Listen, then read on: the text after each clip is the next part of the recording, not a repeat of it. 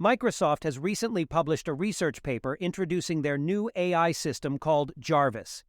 Jarvis is designed to connect various AI software, such as language models, to achieve multiple goals.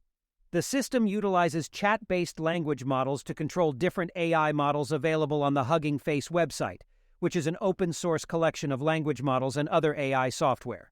Jarvis operates in 4 stages: task planning, model selection, task execution, and response generation. In task planning, Jarvis uses chat-based language models to analyze user input and understand the question being asked. Then, in model selection, it chooses the appropriate AI software from Hugging Face for the given input. Task execution involves actually performing the task. And finally, response generation integrates the predictions from all the models to provide the user with a final response. Jarvis is capable of performing a wide range of tasks, including image analysis and accessing the internet for up-to-date information. An example is provided where Jarvis generates an image and describes it using voice commands, showcasing its ability to use multiple large language models for different tasks.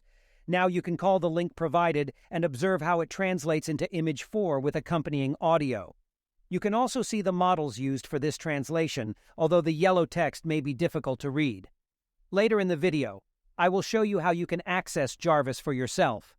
Before that, let me show you another interesting example. This example includes multiple inputs with a single question, making it challenging for Jarvis.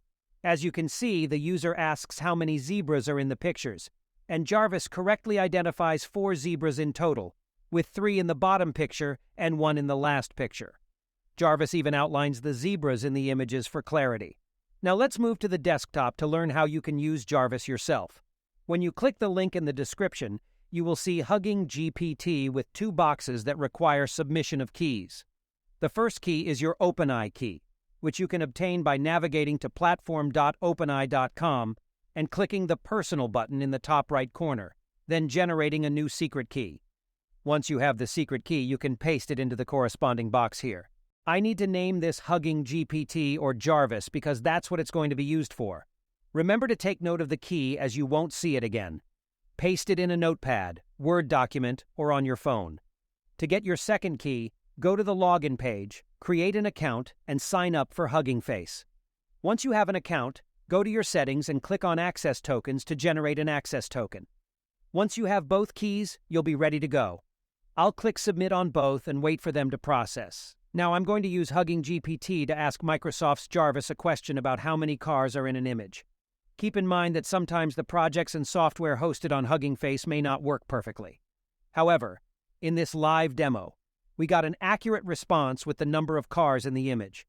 This shows the potential of increasingly sophisticated and well-networked AI that can work with other large language models. It feels like we're building AGI here, as Jarvis can incorporate new skills and become more capable over time. In a previous demo, I copied the image address and used it as an input for Jarvis, but the response was confusing as it referred to the balloons as kites. Perhaps Jarvis isn't as good as GPT-4 in this aspect, but it's still interesting to conduct experiments and see how it breaks down the user's request. Let me know your thoughts on this new software and if you'll be using it or waiting for GPT-4 to be released. Exciting times for AI development.